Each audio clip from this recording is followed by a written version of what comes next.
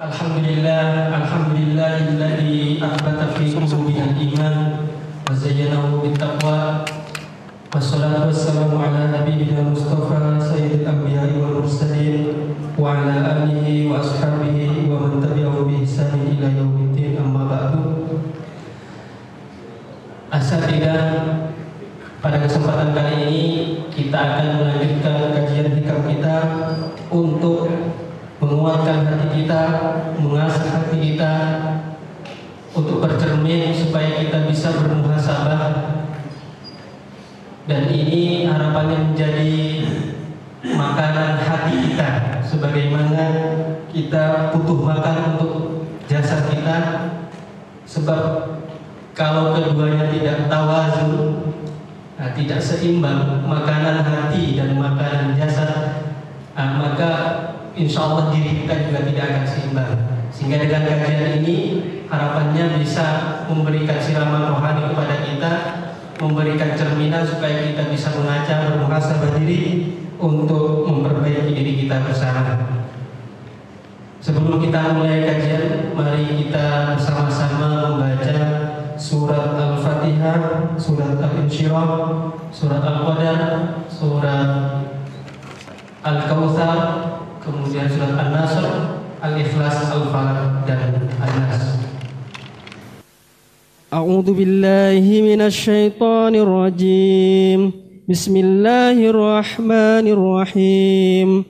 Alhamdulillahi rabbil alamin. Ar-Rahmanir Rahim. Maliki yaumiddin. Iyyaka na'budu wa iyyaka nasta'in. اهدنا الصراط المستقيم صراط الذين أنعمت عليهم غير المغضوب عليهم ولا الضالين.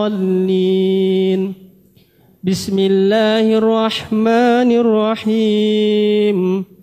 ألم نشرح لك صدرك ووضعنا عنك وزرك الذي أنقض ظهرك ورفعنا لك ذكرك فإن مع العسر يسرا إن مع العسر يسرا فإذا فرغت فانصب وإلى ربك فارغب.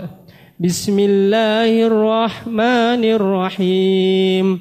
إنا أنزلناه في ليلة القدر وما أدراك ما ليلة القدر ليلة القدر خير من 1000 شهر تنزل الملائكة والروح فيها بإذن ربهم من كل أمر سلام هي حتى مطلع الفجر. بسم الله الرحمن الرحيم. إنا أعطيناك الكوثر فصل لربك وانحر إن شانئك هو الأبتر. بسم الله الرحمن الرحيم. إذا جاء نصر الله والفتح ورأيت الناس يدخلون في دين الله أفواجا فسبح بحمد ربك واستغفر إنه كان توابا. بسم الله الرحمن الرحيم. قل هو الله أحد الله الصمد لم يلد ولم يولد ولم يكن له كفوا أحد. بسم الله الرحمن الرحيم. قل أعوذ برب الفلق من شر ما خلق ومن شر غاسق إذا وقب ومن شر النفاثات في العقد ومن شر حاسد إذا حسد. بسم الله الرحمن الرحيم. قل أعوذ برب الناس ملك الناس إله الناس من شر الوسواس الخناس الذي يوسوس في صدور الناس من الجنة والناس.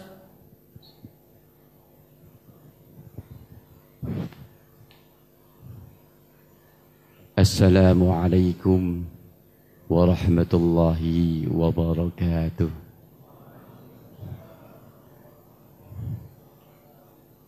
حمدا لله تبارك وتعالى ومصليا على نبي المصطفى وعلى آله وأصحابه ومن اتبع الهدى. بسم الله ما شاء الله لا يسوق الخير إلا الله. بسم الله ما شاء الله لا يسلب السوء إلا الله.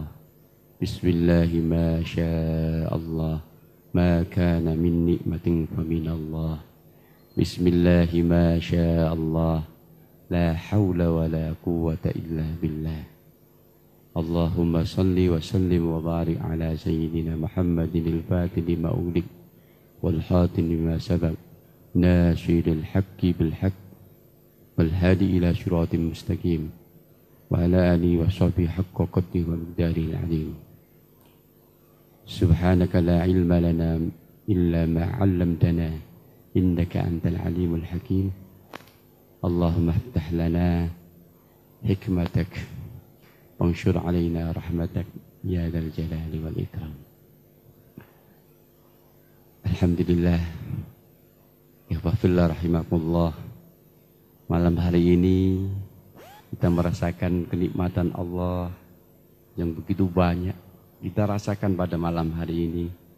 Kita diberi kesehatan, zahir batin, diberi kekuatan, diberi hidayah, taufik oleh Allah Subhanahu wa taala sehingga kita bisa duduk bersama dalam rangka saling nasihat menasihati, saling mengingat Allah, saling ta'awun dalam perbaikan ketaatan kita kepada Allah Subhanahu wa taala. Sungguh majelis-majelis seperti ini adalah majelis yang akan diguyurkan rahmat Allah, akan ditanamkan ketentraman di hati-hati kaum yang duduk-duduk bersama di majelis ini. Para malaikat pun mendoakan kita, insyaallah. Para jamaah, para ikhwah fillah rahimakumullah. Malam hari ini kita akan melanjutkan kajian kita. Kajian kitab Al-Hikam Ibnu Athaillah. Sekarang kata hikmah yang ke-13 insyaallah. Kita akan bercermin dengan kebeningan, kelembutan, kehalusan ungkap bahasanya Ibnu Athaillah untuk kita bercermin untuk perbaikan kita ke depan sehingga kita menjadi hamba yang semakin hari semakin baik, semakin hari semakin taat kepada Allah, semakin hari semakin meningkatkan keikhlasan, meningkatkan ketaatan, meningkatkan kedekatan kita dan kecintaan kita kepada Allah Rabbul Alamin. Kita akan mulai yang menyimak kitab Al-Hikam insyaallah. Mohon maaf karena saya tidak bisa, jadi saya seingat itu apa saja. Qala mu'allif rahimahullah ta'ala wa nafa'ana bihi wa bi ulumihi wa matana bi asrarihi.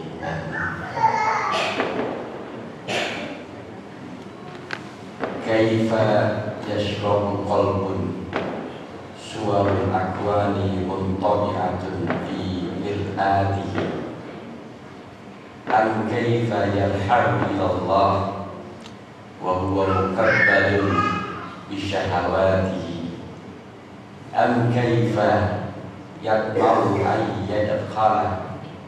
ayyadkhula hadratallahi wa huwa lam yatatahhar min jinabati ghafalatihi am kaifa yarju ayyafhama daqa'iqal asrari wa huwa lam yatub min hafawatihi.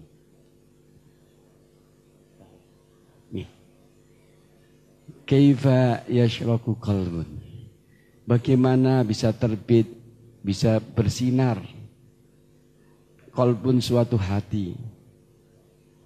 Suwarul akwani yang mana gambar-gambar makhluk muntabi'atun tercetak, terlukis, tertempel fi mir'atihi di dalam cermin hati itu. Am kaifa yarhalu ilallah.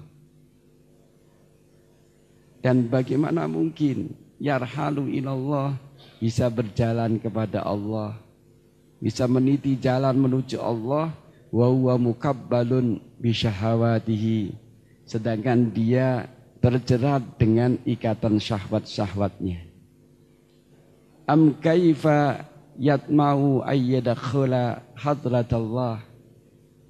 Ataukah bagaimana mungkin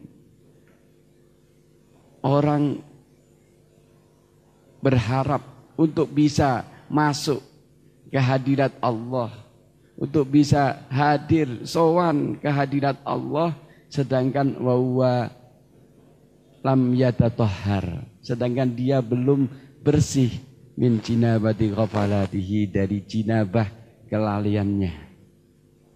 Am kaifa yarju ayyafhama daqaiqal asrar. Ataukah bagaimanakah mungkin orang berharap untuk bisa memahami rahasia-rahasia yang halus, sedangkan wa huwa lam yatub, sedangkan dia belum bertobat min hafawatihi, dari kekeliruannya, dari kemaksiatannya, dari keteledorannya. Ihwafillah rahimakumullah. Untian kata Ibnu Athaillah ini, untian ketakjuban Ibnu Athaillah. Bagaimana mungkin, bagaimana mungkin?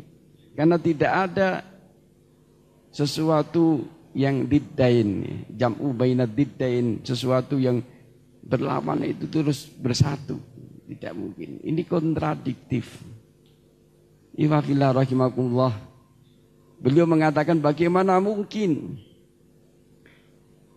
hati itu bisa cemerlang, hati itu bisa bersinar, manakala gambar-gambar makhluk itu nempel, ngetok di dalam cermin hati. Ihwafillah rahimakumullah. Kita harus sadar bahwasanya Allah Subhanahu wa taala melihat seluruh makhluknya, melihat kita, melihat seluruh gerak-gerik kita. Tapi yang perlu kita yakini dan kita sadari, yang menjadi pusat perhatian Allah itu adalah hati kita. Innallaha la yanzuru ila suwarikum wala ajsamikum walakin yanzuru ila qulubikum. Sesungguhnya Allah tidak melihat rupa-rupa kalian, tidak melihat jasad-jasad kalian. Yang menjadi pusat perhatian Allah adalah hati-hati kalian. Kalau Allah saja memperhatikan hati-hati kita, kok kita tidak memperhatikan hati kita? Maka malam hari ini mari kita sebentar coba kita muhasabah, kita memperhatikan hati kita. Hati ini menjadi sentral, menjadi bagikan raja yang bisa menggerakkan tentara-tentaranya. Hati adalah raja, sedangkan anggota-anggota badan ini adalah anggota tentara-tentaranya. Dia bergerak atas instruksi perintah raja. Sehingga Rasulullah SAW mengingatkan kepada kita, ala inna fil jasadin mudghah. Ingatlah sesungguhnya di dalam jasad ini ada mudghah. Idza salahat, apabila baik mudghah ini, salaha jasadu kulluh, maka baik pula jasad seluruhnya. Wa idza fasadat, apabila rusak, maka fasada jasadu kulluh, maka rusak pula jasad seluruhnya. Ala wa hiya qalb. Ingatlah, itulah mudghah, itu adalah hati. Secara medis hati ini hak jantung ya. Fungsi jantung adalah memompa darah ke seluruh sel-sel, sehingga ini yang mensuplai nutrisi sehingga sel-sel itu bisa bergerak, bisa berhidup. secara medis. Tapi secara latifah ilahiyah, secara batinnya hati ini adalah latifah ilahiyah. Untuk menangkap hidayah-hidayah Allah, untuk menangkap ilmu-ilmu Allah, untuk menangkap nur-nur hidayah, ma'arif, makrifat kepada Allah. Ini hati. Dalam genggaman Allah yang dibolak-balikkan atas jemari-jemari Allah. Setiap saat bisa berubah, setiap saat bisa berubah. Sehingga kita diperintahkan, dicontohkan oleh baginda Rasul untuk senantiasa berdoa, ya muqallibal qulub, tsabbit qalbi ala dinik. Ya Allah yang membolak-balikkan hati, teguhkanlah hatiku di dalam agamamu ya Allah. Karena memang bolak-balik hati ini. Tapi hati inilah wadah untuk menampung hidayah Allah, untuk menampung petunjuk-petunjuk Allah, untuk menampung ilmu-ilmu nafi, untuk menampung ilmu-ilmu ma'rifat. Maka ikhwafillah rahimakumullah, kadang-kadang hidayah ini Rasulullah mengamsalkan, memisalkan seperti air hujan. Masaluma ba'asaniyallahu bil huda wal ilm kamasali ghaisin kasirin. Perumpamaan apa-apa yang aku diutus oleh Allah dengan petunjuk dan ilmu seperti hujan yang banyak. Maka hati itu ibarat tanah. Rasulullah menggambarkan hati ibarat tanah. Tanah itu ada yang thayyibah, ada yang gembur, yang subur. Kemudian terkena air hujan, tumbuhlah tanaman-tanaman yang beraneka ragam. Ini hati orang yang taat ketika mendengar perintah Allah, mendengar apa-apa petunjuk Allah, maka dia laksanakan, tumbuh menjadi amal-amal soleh yang berbagai macam warnanya. Kadang-kadang tumbuhnya ini enggak berupa air. Tumbuh di tanah kita, tanah Jawa, maka tumbuh menjadi pohon kelapa. Airnya jadi kelapa muda. Ya. Bukan kurma, karena bukan di sini. Di sini juga ada kurma, cuman begitu ya. Jadi bermacam-macam alwanuha, berbagai macam. Jadi tanah itu ibarat hati. Menumbuhkan bermacam-macam tanaman-tanaman yang kadang-kadang bentuk airnya tidak kelihatan. Itu berapa banyak budaya-budaya kita itu yang tumbuh dari siraman hidayah, siraman dari Quran dan Sunnah. Ya, walaupun tanpa dalil, walaupun kadang-kadang nggak kelihatan dalilnya, seperti orang-orang tua tumbuh dengan banyak bersedekah. Bahasanya selamatan, karena as-shadaqatu ya, tahun bala. Supaya kita menolak bala, maka bahasanya selamatan. Kalau saya dulu santri, kalau diundang selamatan itu seneng. Wah, saudara-saudara kita nggak usah ngeliwet. Kita ada perbaikan gizi, seneng itu, masya Allah. Itu kan idkhalus surur, itu membahagiakan Ibnu Sabil, itu luar biasa. Ya, saya pengalaman santri ngeliwet ya, jadi kalau ada undangan itu masya Allah, perbaikan gizi. Ya. Ini idkhalul surur, bahasanya selamatan, orang desa kan orang selamatan. Padahal itu it'amut ta'am. Rasulullah juga menggerakkan itu. Ya ayyuhan nas at'imut ta'am. Ya. Kasih makan supaya selamat. Bahasanya begitu. Ya enggak bahasa dalil, tapi itu tumbuh dari dalil yang muncul. Ya, tumbuh dari dalil yang muncul, maka tumbuh tanaman-tanaman yang kayak begitu itu. Banyak luar biasa. Itu adalah sebuah ya terapan dari dalil-dalil yang muncul. Kadang-kadang tidak berdalil, cuma bahasa-bahasa semacam begitu. Itu ardut thayyibah. Okay. Ada yang ajadib. Ajadib itu yang lapisan yang kedap air, dia menampung air. Jadi bentuknya ada yang belik kalau bahasa Jawa. Kalau kecil gitu belik. Kalau agak besar danau ya. Kalau besar sekali lautan. Jadi ada hati itu yang bisa menampung dalil Quran hafal, kutubus sitah hafal, kutubul tis'ah hafal. Ribuan, bahkan Imam Ahmad bin Hanbal 1 juta hadis. Bukan matannya saja. Perawi-rawinya, rijalul hadisnya tahu. Masya Allah. Ini menampung 1 juta hadis. Itu aja adik. Di tempat inilah orang-orang banyak ngangsu kawruh.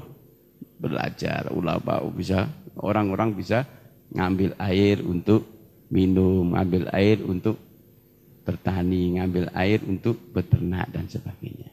Ada yang diciptakan oleh Allah seperti itu. Ada yang tingkatan beli kecil gitu, nampungnya cuma berapa hadis, berapa ayat.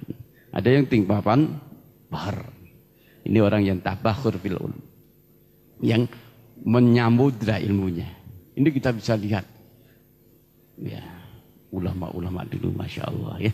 Kitabnya saja kadang-kadang kita membaca itu nggak tahu seumur hidup bisa khotam atau tidak. Misalnya kita baca Fathul Bari atau apa gitu. Masya Allah. Gimana nulisnya? Gitu. Karena memang sudah mengalir tanpa lagi referensi-referensi yang kita perlukan. Ini memang hatinya ibarat menampung ya, ilmu itu seperti itu.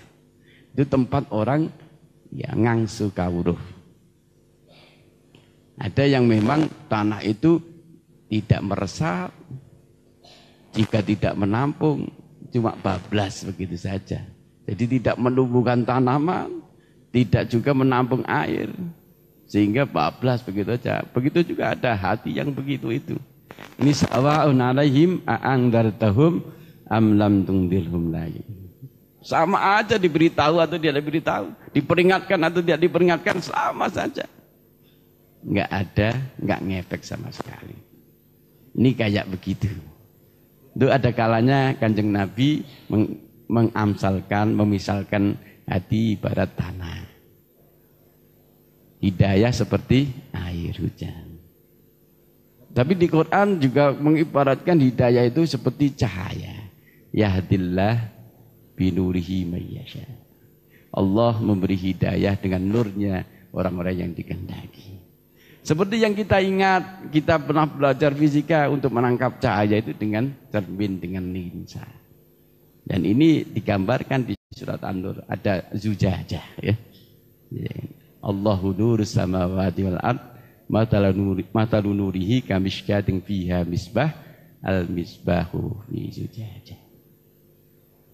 Imam Ghazali itu ada mir'ah, menggambarkan hati itu seperti mir'ah, cermin. Termasuk ini Ibnu Athaillah. Ini seperti cermin. Maka cermin ini akan bisa berfungsi sebagai cermin, akan bisa memantulkan cahaya manakala cermin ini bersih.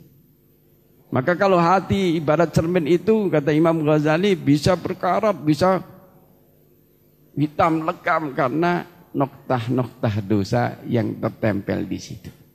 Orang berbuat dosa ibaratnya menempelkan satu titik noktah hitam di dalam cermin hati kita. Semakin banyak tanpa dihapus, maka hati kita akan hitam lekam.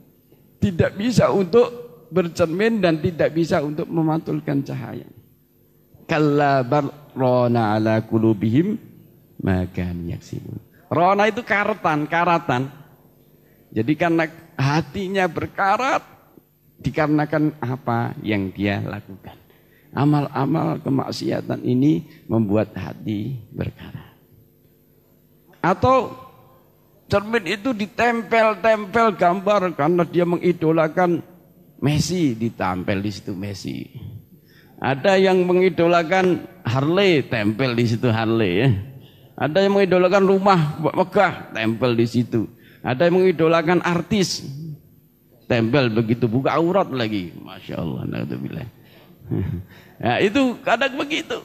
Itu bisa terlihat ketika kita Allahu Akbar, sholat, kok waktu dzikir kepada Allah kok tergambar itu, berarti nempel di situ. Berarti nempel di situ. Di cermin hati kita nempel itu. Kita lihat tayangan yang tidak senonoh, kok nempel, masih nempel. Harus segera dihapus. Namanya nempel, kalau dihapus ya kerasa. Ya, jadi kerasa. Kadang-kadang kalau sudah nengkelnya lengket bener, menghapusnya kadang-kadang sakit gitu ya. Ihfazillah rahimakumullah. Coba kita muhasabah. Kalau kita tertempel hati kita itu kadang-kadang kalau pas hilang itu sakitnya luar biasa. Ketika istri nempel banget di hati, istri meninggal atau istri naudzubillah, ada yang gugat cerai gitu, naudzubillah ya. Itu kayak sudah kiamat, stres. Enggak. Jadi itu karena nempel banget ya. Maka ketika hilang itu berat sekali. Karena hatinya sudah tertempeli suwarul akwan ya. Gambar-gambar makhluk. Gambar-gambar makhluk inilah yang menutupi cermin sehingga tidak bisa berfungsi. Tidak bisa memantulkan cahaya, tidak bisa untuk bercermin. Nempel. Kalau hilang terasa sakitnya ya. Itu berarti masih nempel. Kalau bersih, ya lewat begitu saja. Di depan cermin ada kerbau ya. Di cermin ada kerbau tapi kerbaunya lewat juga hilang bersih lagi gitu. Jadi dunia itu kayak begitu, datang pergi tapi nggak nempel. Inilah Allahumma ja'alid dunya fi aidina wa la taj'al fi qulubina. Ya Allah, jadikanlah dunia ini di tanganku saja, jangan di hatiku, jangan nempel di hati. Kalau nempel di hati begitu, kita ini penuh dengan sakit dan kecewa karena sifatnya dunia itu mesti datang dan pergi. Kadang punya, kadang tidak ada. Kadang kita kumpul, kadang berpisah. Itu mesti. Itu sifat dunia yang sementara. Maka udah seperti cermin itu, lewat mobil ya ada gambar mobil tapi lewat begitu aja bersih lagi ya. Itu yang dicontohkan oleh salafus saleh. Walaupun kaya raya macam-macam tapi enggak nempel di hati. Yes. Nabi Sulaiman misalnya kekuasaannya Masya Allah belum tertandingi. Kekayaannya belum tertandingi. Ilmunya belum tertandingi. Kemegahannya belum tertandingi. Tapi beliau tidak nempel di hati. Ada min fadli Rabbi. Ini semua hanya karunia Allah, titipan Allah, bukan milikku. Subhanallah, ucapan kalian subhanallah, ikhlas itu lebih baik daripada apa yang aku punya, apa yang ada di tanganku. Karena itu langgeng. Kalau kerajaan, kekayaan itu sementara. Kalau enggak hilang duluan ya kita mati duluan. Mesti bisa. Ya. Jadi begitu, tidak nempel di hati. Bahkan diriwayatkan Nabi Sulaiman itu pun tawaduknya luar biasa. Sampai enggak berani ngangkat kepalanya ke Allah. Karena malu. Ya Allah, orang-orang mau nyanjung aku. Padahal bukan milikku ini semua. Hanya milikmu. Coba bayangkan kalau ada seorang budak raja. Disandangi seperti raja. Disuruh naik kereta kencana, rajanya di belakang lihat itu. Apakah dia bangga-bangga? Nggak mungkin ya. Saya bukan raja. Hakikatnya rajanya Allah. Saya ini nggak punya apa-apa. Ini semua hanyalah pemberian Allah. Begitu Nabi Sulaiman. Jadi tidak sama sekali tidak nempel di dalam hati. Diriwayatkan lagi ada Nabi Ayub. Nabi Ayub dibangga-banggakan oleh Allah. Ayub dengan ketaatannya, dengan ketundukannya, dengan Masya Allah ibadahnya. Sampai dibangga-banggakan di kalangan malaikat. Iblis protes. Ya benar ya Allah, Ayub itu begitu karena engkau telah memberikan apapun kepada beliau. Maka ya kalau enggak gitu ya kebangetan, kaya. Istrinya 3, cantik-cantik, anaknya bagus-bagus, luar biasa. Ya sudah memper kalau begitu. Kalau saya diperkenankan, belilah kekuatan. Belilah saya ya, pemenang atau jadi kekuatan sultan ya, kekuatan untuk bisa mencoba apakah benar-benar Ayub itu taat denganmu bukan karena apapun. Oh silahkan. Pertanian yang luas itu habis kena hama, habis. Nabi Ayub justru tambah ibadahnya, iblis tambah marah. Kenapa kamu kok tambah ibadah? Alhamdulillah, dulu saya dititipi kebun kurma, kebun anggur, pertanian yang berbanyak sekali. Perhatian, waktu juga tersita oleh itu. Sekarang diambil, sehingga waktu dan perhatianku lebih fokus kepada Allah Subhanahu wa Ta'ala. Senang, diambil itu senang. Ya. Terus, iya karena masih ada peternakannya. Ketika peternakan dia dimatikan seluruhnya, Nabi Ayub justru tambah lagi. Waktu ibadahnya malah tambah. Semakin taat, semakin tunduk kepada Allah. Ditanya, kenapa kamu Ayub?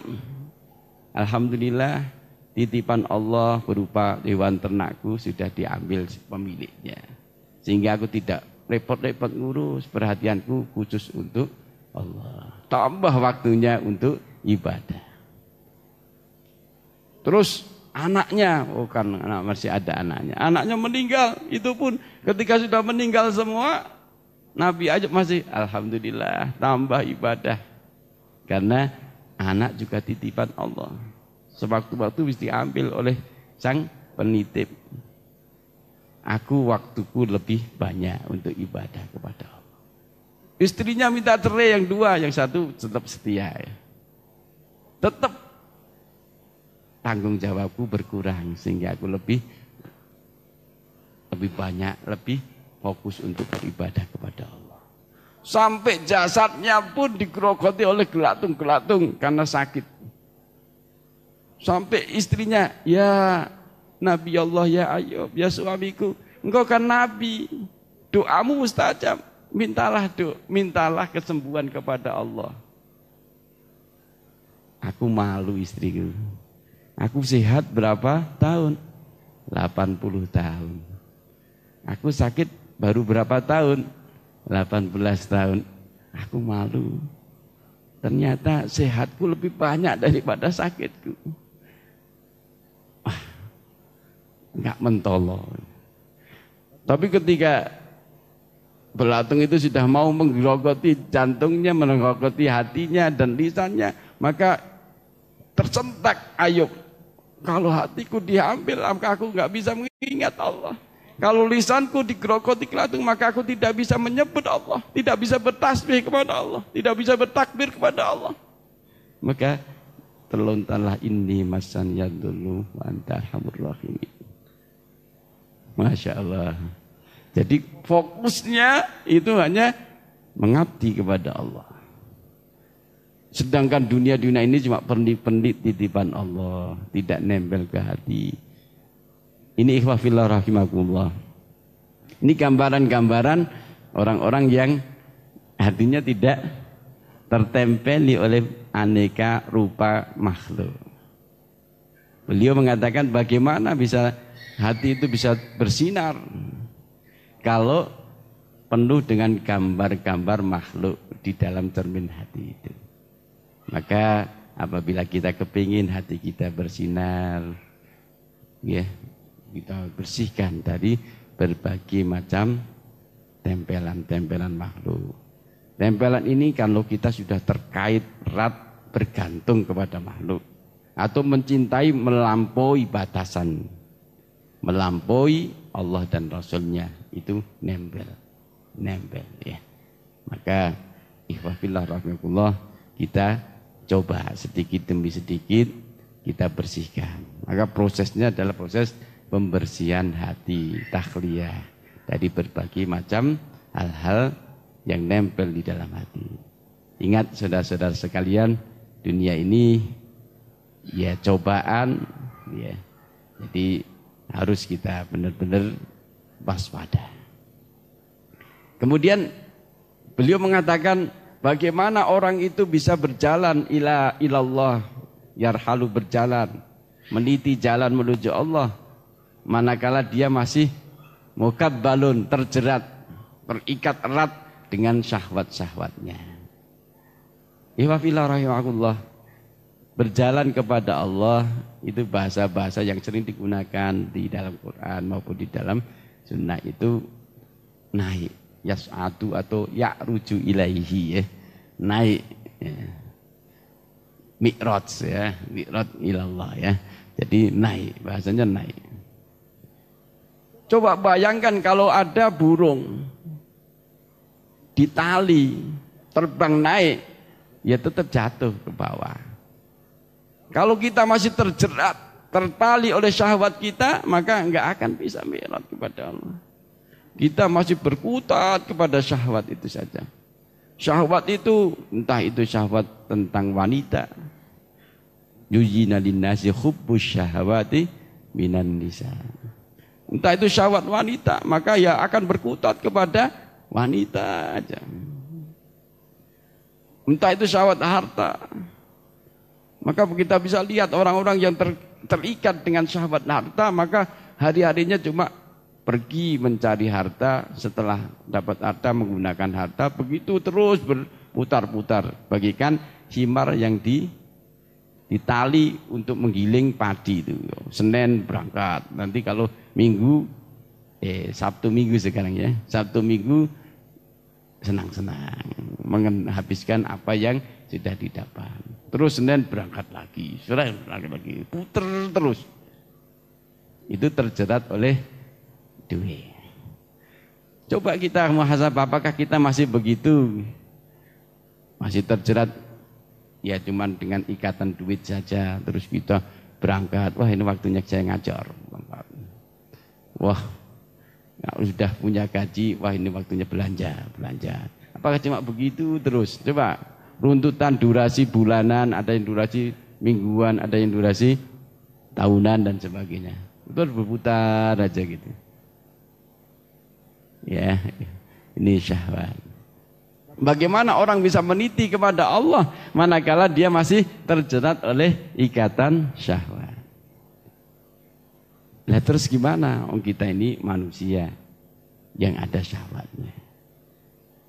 Jadi mengalurkan kesenangan syahwat kita dalam koridor yang diridhoi Allah karena Allah. Ya secara fitrah manusia, laki-laki mencintai wanita, wanita mencintai laki-laki. Itu fitrah. Nah laki-laki dengan laki-laki berarti nyalai fitrah, itu menyimpang, ya. Perempuan dengan perempuan berarti nyalai fitrah. Jadi sudah. Tapi itu akan menjadi wahana untuk terbang kepada Allah manakala kita salurkan sesuai dengan yang diridhoi oleh Allah. Harta juga begitu. Kita manusia butuh makan, butuh duit, seneng terhadap hal-hal yang zahir, karena kita juga tercipta dari hal-hal yang zahir. Maka gunakan harta itu untuk bisa menjadi wahana terbang menuju Allah. Kalau banyak uang bisa banyak sedekah, bisa banyak membahagiakan orang, bisa banyak umroh haji dan sebagainya. Itu semua untuk mencari keridhaan Allah. Intinya ihwafillah rahimakumullah, jadikan Allah sebagai tujuan perjalanan hidup kita. Jangan cuman kita ini rutinitas mencari duit, menghabiskan duit atau yang lainnya. Tapi jadikanlah Allah perjalanan puncak, ya, goyah, jadi ada tujuan perjalanan kita. Maka caranya memang kita harus berani melepas dari ikatan syahwat ini. Coba kita bisa belajar kepada baginda Rasulullah sallallahu alaihi wasallam. Beliau mi'raj itu pada prolognya apa? Amul hazan. Ya, pada waktu kesedihan terputus. Dulunya ada Siti Khadijah yang menopang, mensupport, akhirnya wafat. Ya. Kemudian ada Abu Thalib yang mengayomi, melindungi, pun diambil oleh Allah, wafat. Pengen ke Taif karena di sana ada paman-paman. Ternyata justru orang dibantu malah dibalangi batu. Ya. Masya Allah. Ketika terputus oleh semua itu dari akwan, dari makhluk-makhluk itu hanya bergantung kepada Allah, maka bisa ikrot kepada Allah. Kalau kita begitu, kalau hati kita hanya bergantung kepada Allah, sepi semua, kosong dari apa dan siapa, tidak bergantung kepada apa siapa, maka insya Allah ini akan terbang. Jadikanlah Allah sebagai tujuan perjalanan kita, puncak kecintaan kita. Walladzina amanu asyaddu hubban lillah. Puncak kecintaan kita, maka itulah yang akan bisa mengalurkan kita menuju kehadirat Allah. Jangan sampai kita memperturutkan syahwat. Jangan sampai kita terjerat oleh syahwat. Kemudian beliau mengatakan lagi, am kaifa yatma'u ayyadkhula hadratallah wa huwa lam yatatahhar bi jinabati qafalatihi. Ataukah bagaimana mungkin dia bisa bersama Allah sedangkan dia belum suci dari jinabat kelalaiannya, kegoflahannya. Coba orang junub itu, orang junub jinabah itu hadas besar. Kalau dilihat nggak kelihatan, tapi orang itu yang tahu ya. Misalnya dia pernah ya habis jima atau apa gitu kan, kalau sudah sudah pakai baju sudah nggak kelihatan, dia saja yang tahu. Hadas ini nggak kelihatan, dia tahu. Tapi orang junub jasadnya saja iktikaf di masjid nggak boleh. Lisannya orang junub membaca Al-Quran yang suci, kalam suci nggak boleh. Tangannya orang junub mashul mushaf ya, memegang mushaf nggak boleh. Coba bahasa beliau jinabat ya, bahasa goflat itu ibaratnya kayak jinabat begitu. Karena yang tahu lalai atau tidak itu kita ini. Coba kalau pas sholat apakah kita dzikir atau lalai? Yang tahu kita Allahu Akbar ya Allahu Akbar ya. Tapi kalau kita jujur, apakah kita benar mengagungkan Allah atau tidak? Kita baca Quran apakah kalau kita jujur, apakah kita ingat terhadap makna Al-Quran, kalimat Al-Quran atau tidak? Itu juga ghaflah gitu. Ifafillah rahimakumullah, itu bagikan jinabat, hadas yang akan menghalangi kita keharibaan Allah. Seperti halnya jasad orang junub nggak bisa duduk di masjidnya Allah. Lisan orang junub nggak boleh membaca kalam Allah yang suci. Tangannya orang junub tidak bisa memegang mushaf Al-Quran yang suci. Apakah ngotori? Secara zahir tidak. Tetapi jinabatnya inilah yang menghalangi dia dari kesucian Allah. Bahasa dia ghaflah itu bagikan jinabat begitu. Maka namanya jinabah ya harus dibersihkan dengan ghusl, dengan mandi, dengan kita berzikir kepada Allah. Wabillahi rahimahullah. Kemudian untaian yang keempat, ataukah bagaimana mungkin orang itu berharap untuk bisa memahami rahasia-rahasia yang halus, ilmu-ilmu daqaik, ilmu-ilmu yang halus, asrar. Ilmu itu ada yang wahbiyah, yang langsung diberi oleh Allah tanpa ta'alum, tanpa membaca, tanpa ini langsung diberikan oleh Allah. Ada yang ilmu yang harus kita kasbiyah, harus dengan sebab kita belajar, kita menghafal dan sebagainya. Ya, asrar ini bagian dari ilmu-ilmu yang wahbiyah atau laduniyah ya. Jadi ini didasarkan karena kedekatan dia kepada Allah. Maka dicurahkan berbagai macam asrar. Jadi ibarat ilmu itu ibarat seperti air. Ada yang mencari air dengan ngangsu, ya, menimba air dari sumbernya. Itu namanya ta'alum, belajar.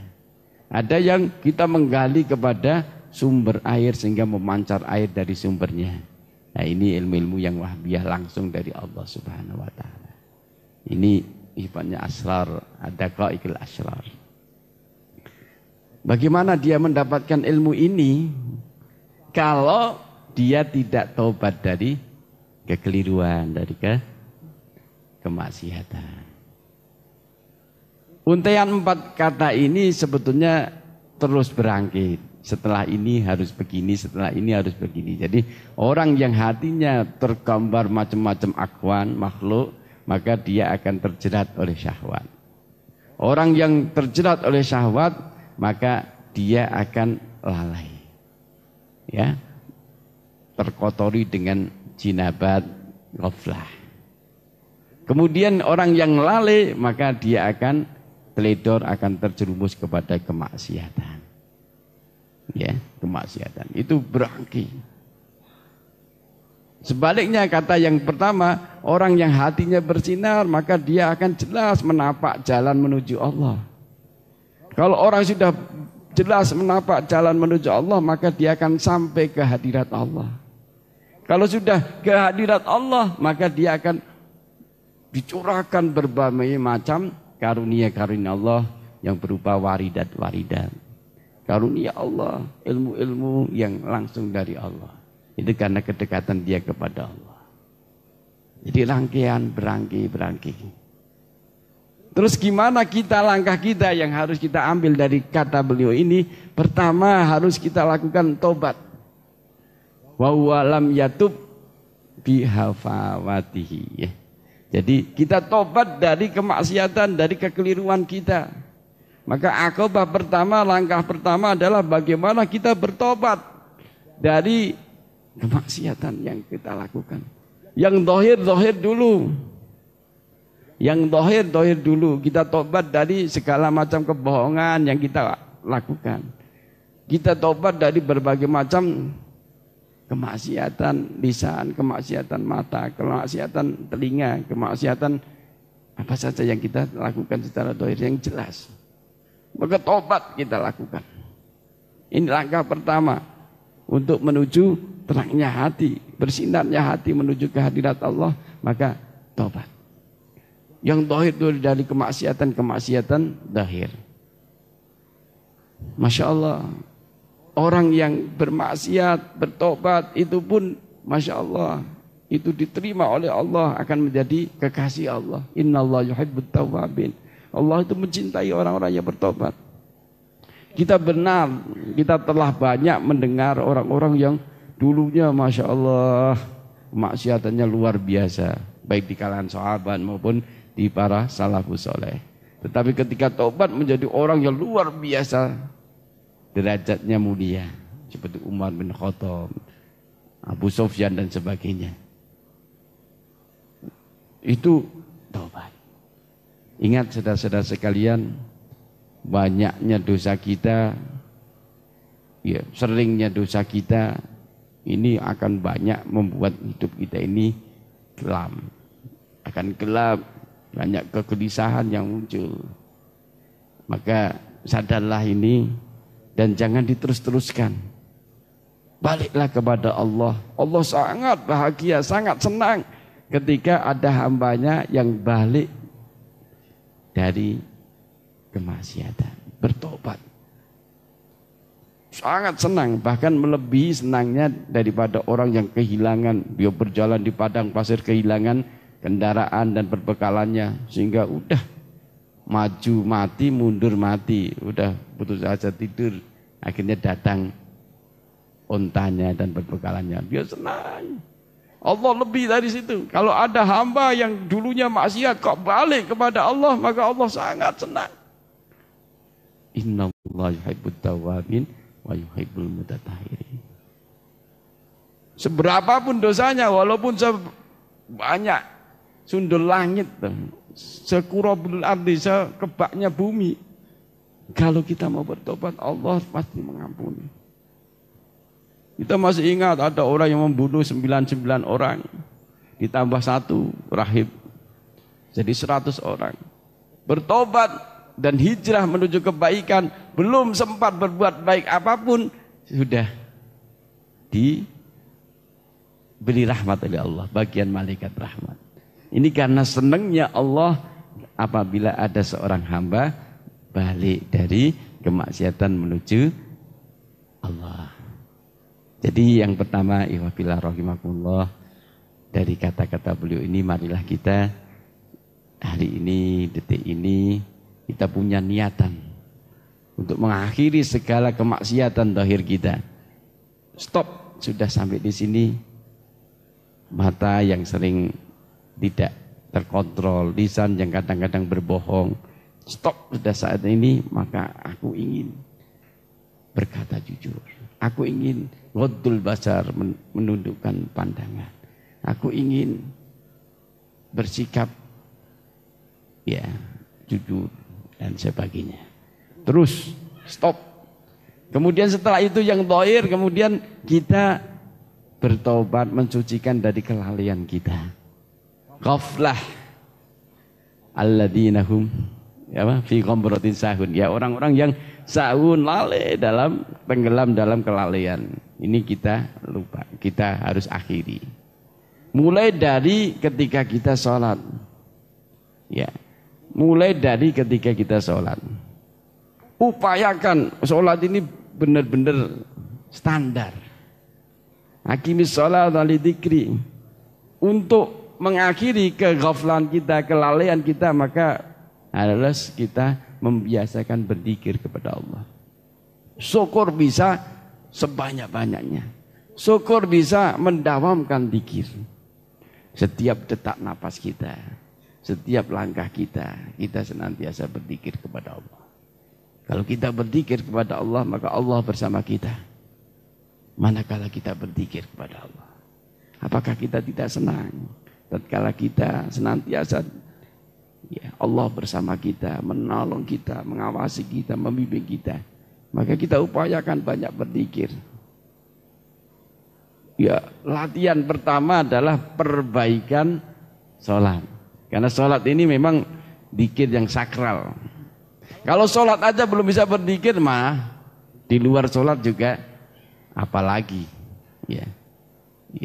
Di sholat maka upayakan bisa khudur hati kita, jangan lalai. Upayakan belajar. Insya Allah kalau sholatnya bagus, sholatnya bisa benar-benar berupaya untuk ingat kepada Allah, insya Allah di luar sholat nanti akan ya, terinduksi, akan banyak berzikir. Ihfazillah rahimakumullah. Jadi kita harus bersihkan dari jinabatul ghaflah. Jadi hadas kelalaian ini dengan banyak berzikir, bertasbih, bertahlil. Ini perlu dibiasakan. Ya, perlu dibiasakan. Cuma perlu tekad saja. Karena zikir ini sangat gampang. Zikir ini sangat mudah, cuma perlu tekad saja. Pada waktu kondisi apapun bisa, bahkan pada waktu haid pun bisa, pada waktu junub pun bisa berzikir. Ya, jadi sangat gampang. Cuman kita perlu niatan yang kuat, bagaimana kita membiasakan kita berzikir kepada Allah. Mulai dari lisan kita, hati kita, maka kita upayakan untuk senantiasa mengingat Allah. Jadi jangan sampai kita melalaikan Allah. Ya, lalai itu mesti kita ini. Cuma lalai ingat lagi.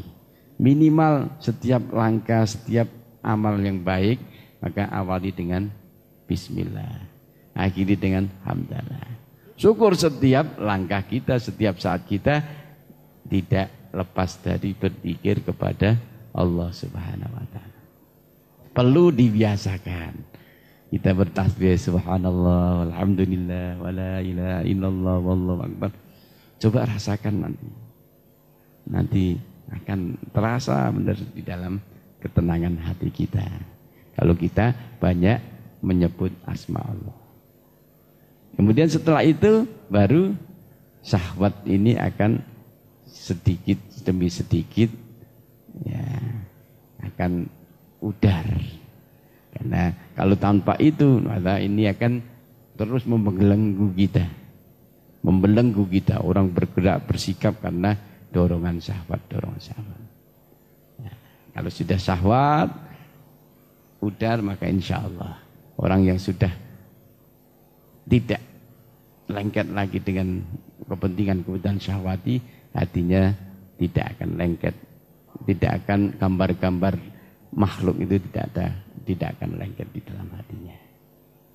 Ihwafillah rahimakumullah, ini sedikit ulasan dari kata-kata Syekh Tajuddin Ahmad Ibnu Athaillah yang ke-13. Bagaimana mungkin hati bisa cemerlang, bisa bersinar tatkala hati itu penuh dengan tempelan-tempelan gambar makhluk di dalam cermin hati kita. Bagaimana mungkin kita bisa berjalan menuju Allah sedangkan kita masih terikat, terjerat, terikat erat oleh syahwat kita. Bagaimana mungkin kita bisa masuk ke dalam kehadirat Allah sedangkan kita masih ada jinabat kelalaian kita. Bagaimana mungkin kita bisa mendapatkan rahasia-rahasia ilmu-ilmu asrar Islam Wahabiyah kecuali sedangkan kita masih belum taubat dari kemaksiatan. Ya, sedikit kilasan, mungkin semoga aja ada manfaatnya. Ya, kalau ada yang mau bertanya, monggo.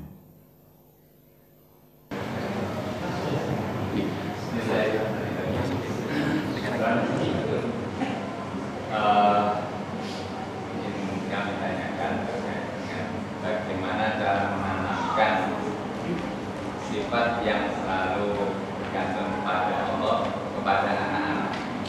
Ketika anak-anak itu masih memiliki banyak sandaran-sandaran, masih memiliki orang tua, memiliki paman, memiliki ya banyak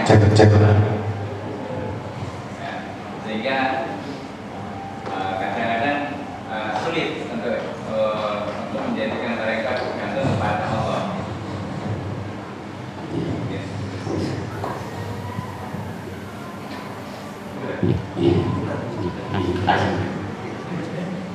Bagaimana kita menanamkan sifat hanya bergantung kepada Allah kepada anak-anak kita. Ihfazillah rahimakumullah.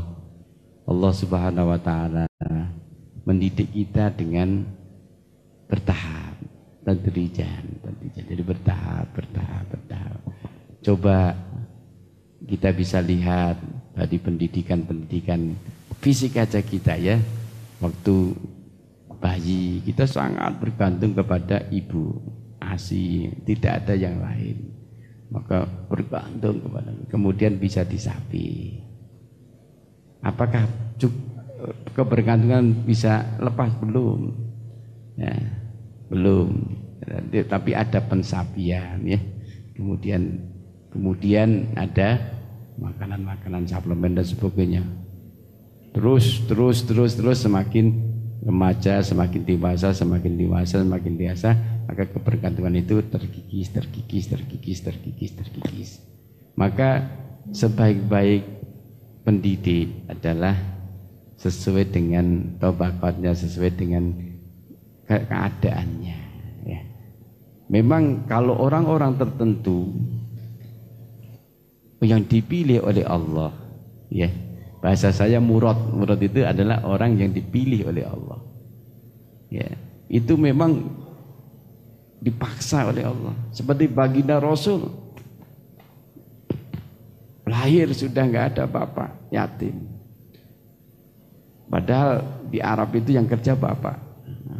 Kemudian 6 tahun sudah ibunya wafat, 9 tahun kakeknya wafat, dan terus gitu. Sehingga kebergantungan itu memang diputus oleh Allah sehingga dia hanya bergantung kepada Allah. Tetapi ini orang-orang yang memang kadar keyakinan dan kadar keimanannya orang-orang yang tinggi. Jadi bala yang akan ditimpakan oleh Allah kepadanya juga begitu. Orang-orang pada umumnya maka sesuai dengan halnya dalam keadaan dan ininya. Maka pada usia yang SMP, SMA, ya, itu ya jangan kita terus spontan seperti pendidikan waktu orang dewasa, tidak. Intinya pertama, usia itu jangan sampai kita meminta, ya, jangan sampai meminta, karena masalah meminta ini adalah sesuatu yang tidak, ya, sangat dicela oleh syariat. Maka jangan meminta-minta, jangan ini, tawakallah kepada Allah, ya. Tapi dia tetap bersandar, dia setiap bulan dikirim. Kalau nggak dikirim juga kadang-kadang berat kan gitu. Jadi tetap. Tapi nanti pada kondisi-kondisi tertentu maka akan berkurang. Jadi standar ininya sesuai dengan hal wa maqamih, ya, keadaannya dan makamnya. Jadi nggak bisa kita memperlakukan anak. Makanya saya sering mengatakan kita pernah mengalami seusia itu, maka perlakukan anak-anak kita waktu kita mengalami seusia gitu, ya. Jadi wabillah rahimakumullah, memang menanamkan keyakinan kepada anak memang bertahap, seperti halnya proses-proses alami yang kita alami di dalam kehidupan ini, bertahap. Ya, insya Allah mulai dari kita, mulai dari gurunya dulu, ya. Mulai dari gurunya, karena memang guru juga ini akan menginduksi keyakinan. Guru akan menginduksi betapa banyak orang-orang, dan hampir saya melihat orang-orang besar itu dibina oleh orang-orang yang berjiwa besar, ya. Orang-orang yang besar itu rata-rata digembleng oleh orang-orang yang berjiwa besar. Kalau kita kepingin murid-murid kita menjadi orang yang berjiwa besar, maka kita harus berjiwa besar. Insya Allah itu kan menginduksi. Ya, jangan menuntut murid seperti berjiwa besar, kita berjiwa kerdil. Jangan. Tidak ada sejarahnya begitu, ya. Orang besar maka digembleng oleh orang-orang yang berjiwa besar, insya Allah. Jadi mulai dari perbaikan kita. Nah, kadang-kadang kita juga perlu istighfar kalau murid kita nakal, mungkin karena kita juga belum begitu menjadi teladan yang baik. Ini sedikit yang bisa saya sampaikan. Ada yang mau ditanyakan lagi?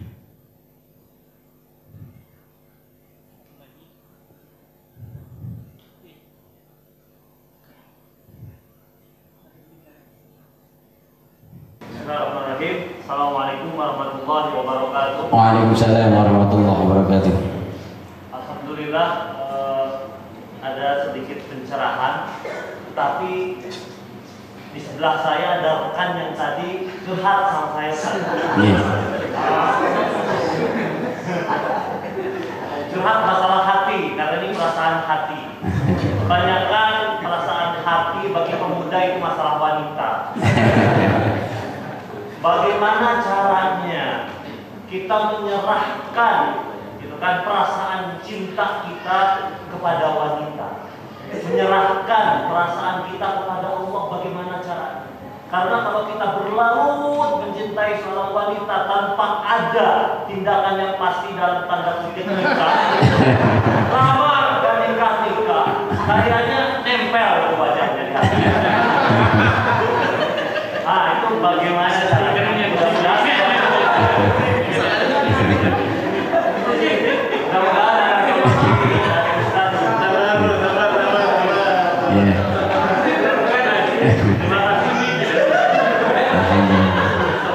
Ya, Masya Allah syabab.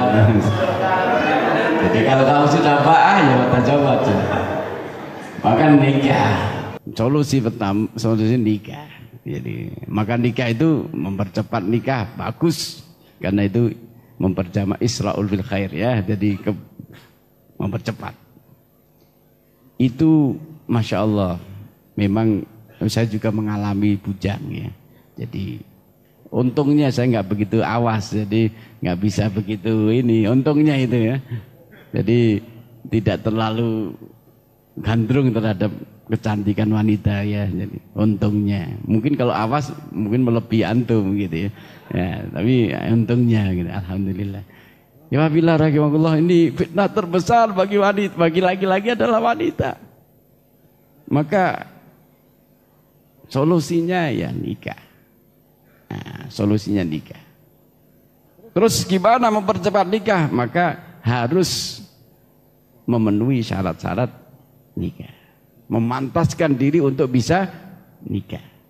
Jadi, harus persiapannya kuat. Ilmunya, mentalnya, ma'isyahnya dan sebagainya, tanggung jawabnya, insya Allah. Kalau sudah waktunya maka Allah akan memberi amanah itu, karena istri itu adalah amanah, maka insya Allah akan diberikan amanah itu kepada antum. Jangan berlambat-lambatlah. Udah hampir ini, udah akhir kiamat ini, udah hampir. Jangan berlambat-lambatlah. Nanti. Nah. Insya Allah ya. Jadi solusinya nikah. Monggo. Udah cukup ya. Mohon maaf kalau ada kekurangan, ada kekhilafan. Semoga untayan kata mutiara dari Ibnu Athaillah ini sedikit bisa menggugah kita untuk perbaikan, bisa menggugah kita untuk lebih konsen, lebih perhatian terhadap kondisi hati kita, lebih perhatian terhadap perbaikan kedekatan kita kepada Allah Subhanahu wa taala. Ifafillah rahimakumullah, marilah majelis ini kita tutup dengan doa. Kita munajat kepada Allah, semoga Allah membimbing kita, menjadikan kita hamba-hamba yang dirahmati, diridhoi, dicintai oleh Allah Subhanahu wa taala. Al-Fatihah. أعوذ بالله من الشيطان الرجيم بسم الله الرحمن الرحيم الحمد لله رب العالمين الرحمن الرحيم مالك يوم الدين إياك نعبد وإياك نستعين اهدنا الصراط المستقيم صراط الذين أنعمت عليهم غير المغضوب عليهم ولا الضالين الحمد لله رب العالمين حمدا يوافي نعمه ويكافئ مجيده يا ربنا لك الحمد كما ينبغي لجلال وجهك عظيم سلطانك اللهم يا الله لك الحمد كله ولك الشكر كله وإليك يرجع الأمر كله لك الحمد حتى ترضى لك الحمد إذا رضيت ولك الحمد بعد الرضا اللهم صل وسلم على سيدنا محمد الفاتح لما أغلق والحاتم لما سبق ناصر الحق بالحق والهادي إلى صراطك المستقيم وعلى آله وصحبه حق قدره ومقداره العظيم اللهم يا الله إنا نسألك حبك اللهم يا الله إنا نسألك حبك وحب نبيك محمد صلى الله عليه وسلم وحب من يحبك وحب ما يقربنا إلى حبك اللهم حبب إلينا الإيمان وزينه في قلوبنا وكره إلينا الكفر والفسوق والعصيان واجعلنا من الراشدين اللهم اغفر لنا ذنوبنا ولوالدينا ولمعلمينا ولمشايخنا ولمن أحسن إلينا ولأصحاب الحقوق واجبت علينا ولجميع المسلمين والمسلمات والمؤمنين والمؤمنات الأحياء منهم والأموات اللهم يا الله ألف بين قلوبنا وأصلح ذات بيننا واهدنا سبل السلام ونجنا من الظلمات إلى النور جنبنا الفواحش ما ظهر منها وما بطن اللهم يا الله إنا نسألك العفو والعافية والمعافاة الدائمة في الدين والدنيا والآخرة اللهم إنا نسألك رضاك والجنة ونعوذ بك من سخطك والنار اللهم أصلح لنا ديننا الذي هو عصمة أمرنا اللهم اصلح لنا دنيانا التي فيها معاشنا اللهم اصلح لنا آخرة التي إليها معادنا اللهم اجعل الحياة زيادة لنا في كل خير واجعل الموت راحة لنا من شر اللهم طهر قلوبنا من النفاق اللهم طهر قلوبنا من النفاق والحسد والكبر وطهر لساننا من الكذب طهر أعمالنا من الرياء Ya Allah, Ya Rahman, Ya Rahim, Engkau melihat segala apa yang kami lakukan, Ya Allah. Engkau memperhatikan apa yang ada dalam hati kami, Ya Allah. Engkau tahu persis betapa hati kami penuh dengan dosa, penuh dengan noda. Kami masih mencintai dunia. Kami masih ada kedengkian di hati kami. Kami masih ada kesombongan. Kami masih ada kenifakan. Bersihkanlah hati kami ya Allah. Bersihkanlah ya Allah dari kedengkian, dari kenifakan, dari ketakaburan, dari hubud dunia. Hiasilah hati kami ya Allah dengan keindahan dan keagungan asma-Mu ya Allah. Bimbinglah kami ya Allah menjadi orang-orang yang ikhlas kepada-Mu ya Allah. Ikhlaskanlah setiap ucap sikap kami ya Allah. Ikhlaskanlah setiap amal kami ya Allah. Bersihkanlah amal-amal kami dari riya ya Allah. Ya Allah, ya Rahman, ya Rahim. Irhamna fa innaka khairul rahimin, wansurna fa innaka khairun nasirin, waftah lana fa innaka khairul fatihin, waghfir lana fa innaka ghafirin, warzuqna fa innaka khairul raziqin. Rabbana atina min ladunka rahmah wa hayyi lana min amrina rashada. Allahumma ya Allah ya Hayyu ya Qayyum bi rahmatika nastaghits wa min adabika nastajir. Aslih lana sya'nana kullah wa la takilna ila anfusina tarfat 'ain. Rabbana atina min ladunka rahmah wa hayyi lana min amrina rashada. Allahumma ya Allah inna nas'aluka bi asma'ikal husna kulliha wa bismikal a'zam wa bi kalimatika tammah wa bi haqqi nabiyyika Muhammadin sallallahu alaihi wasallam an taj'alana wa auladana wa dhurriyyatana wa talamidana wa jama'atana min ibadika as-salihin al-faizina fi jannatin na'im الذين لا يخافون ولا هم يحزنون وأن لا تدع لنا ذنبا إلا غفرته ولا هما إلا فرجته ولا عيبا إلا سترته ولا ضلا إلا هديته ولا عسرا إلا يسرته ولا كربا إلا نفسته ولا دينا إلا قضيته ولا مريضا إلا عافيته ولا حاجة من حوائج الدنيا والآخرة إلا قضيتها يا أرحم الراحمين. ربنا آتنا في الدنيا حسنة وفي الآخرة حسنة وقنا عذاب النار. وصلى الله على سيدنا محمد وعلى آله وصحبه وبارك وسلم. سبحان ربك رب العزة عما يصفون وسلام على المرسلين والحمد لله رب العالمين. Mohon maaf apabila ada kekhilafan, kekurangan. Semoga Allah mengikat hati kita dengan ikatan iman. Kita bersama-sama istiqomah dalam menggulirkan dakwah ilallah. Wabillahi taufiq wal hidayah. Assalamualaikum warahmatullahi wabarakatuh. Demikian kajian hikam pada malam hari ini. Mudah-mudahan dengan kajian ini bisa menguatkan kesadaran kita untuk senantiasa bermuhasabah, mendekatkan diri kepada Allah Subhanahu wa taala, membersihkan hati-hati kita sehingga kita bisa menjadi hamba-hamba Allah Subhanahu wa taala yang senantiasa berjalan menuju Allah Subhanahu wa taala. Amin ya rabbal alamin. Mari kita tutup dengan bacaan hamdalah dan doa kafaratul majlis. Alhamdulillahirabbil alamin. Subhanakallahumma wa bihamdika asyhadu an la ilaha illa anta astaghfiruka wa atubu ilaik. Syukran wal afu minkum. Wassalamu alaikum warahmatullahi wabarakatuh.